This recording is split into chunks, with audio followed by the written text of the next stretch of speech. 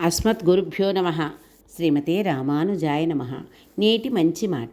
అహంకారం తగ్గిన చోటే భగవంతుడు ప్రత్యక్షమవుతాడు. అది ఎలాగో విందామా మరి.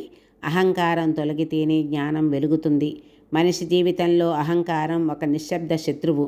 ఆ ఇగో అనేది మనసులో పెరిగితే మనం ఎదగడం కాదు, క్రమంగా కూలిపోవడం ప్రారంభమవుతుంది. నేనే చేశాను, నేనే గొప్ప, ఇదంతా నా వల్ల జరిగింది అనే భావన మనసులో ఎప్పుడైతే మనలో పుడుతుందో అక్కడే మన ఎదుగుదల ఆగిపోతుంది, మన పతనం మొదలవుతుంది. ఈ సత్యాన్ని తెలియజేయడానికి మహాభారత కురుక్షేత్రంలో అర్జునుడు మరియు కర్ణుడు మధ్య ఘోరమైన యుద్ధం జరిగింది. అర్జునుని రథసారథిగా శ్రీకృష్ణుడు ఉన్నాడు. యుద్ధంలో ఒక విచిత్రం జరిగింది. కర్ణుడు బాణం వేస్తే అర్జునుని రథం వెనక్కి వెళ్తుంది, కానీ అర్జునుడు బాణం వేస్తే కర్ణుని రథం ఇంకా ఎక్కువ దూరం వెనక్కి వెళ్తుంది. ఇది చూసి అర్జునుడు ఆశ్చర్యపోయాడు. నేను తక్కువ శక్తివంతుడనా లేక కర్ణుడు గొప్పవాడా? ఈ ప్రశ్నకు శ్రీకృష్ణుడు ఇచ్చిన సమాధానం అద్భుతమంది. కర్ణుడు ఒంటరిగా యుద్ధం చేస్తున్నాడు, కానీ నీతో పాటు హనుమంతుడు ఉన్నాడు, నేను ఉన్నాను. అయినా కర్ణుడు చూపుతున్న శక్తి అసాధారణం. అందుకే అతను గొప్ప వీరుడు. ఈ మాట అర్జునుని అహంకారాన్ని కొంత తగ్గించింది, కానీ మనసు పూర్తిగా శుద్ధి కావడం లేదు. శ్రీకృష్ణుడు అర్జునుని ఒక బ్రాహ్మణుని దగ్గరికి తీసుకువెళ్ళాడు. అతను అహింసా వ్రతధారి. నడుములో ఒక పదునైన కత్తి ఉంది.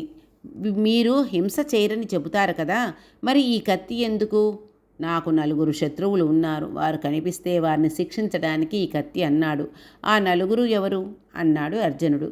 మొదటివారు నారదుడు. ఎప్పుడూ భగవంతుని నామస్మరణ చేస్తూ నా దేవునికి విశ్రాంతి లేకుండా చేస్తున్నాడు. ఇక 2వ వారు ద్రౌపది. సమయము కాలము చూడకుండా భగవంతుని పిలిచి ఆయన నిద్రను భంగం చేస్తుంది. ఇక 3వ వారు ప్రహ్లాదుడు. భగవంతుని రక్షణ కోసం ఇబ్బందుల్లోకి నెట్టాడు. ఇక 4వ వారు అర్జునుడు. తన దేవుడినే రథసారథిగా పెట్టుకుని యుద్ధంలో నడిపించాడు. ఆ క్షణంలో అర్జునుని గర్వం పూర్తిగా కూలిపోయింది. అతనికి ఒక విషయం స్పష్టంగా అర్థమైంది. నేను నాది అన్న భావన ఉన్నంత వరకు భక్తి పరిపూర్ణం కాదు. మనిషి జీవితం ఎంత వాడైనా భగవంతుడి ముందు అతను ఒక చిన్న బిందువే. భక్తి అంటే చూపించడం కాదు, అర్పణ చేయడం. నిజమైన భక్తి అంటే నేను చేస్తున్నాను అనే భావనను వదిలివేయడం. ఆ భగవంతుడే నాతో చేయిస్తున్నాడు అనే భావన రావాలి మనలో. భగవంతుడి ప్రేమను చూస్తాడు కానీ అహంకారాన్ని కాదు. అర్పణలో జీవితం కలిస్తేనే ఆత్మకు శాంతి కలుగుతుంది. అహంకారం తగ్గిన చోటే భగవంతుడు ప్రత్యక్షమవుతాడు.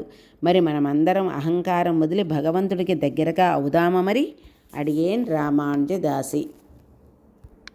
సర్వం శ్రీకృష్ణ చరణారవిందార్పణమస్తు. జై శ్రీమన్నారాయణ.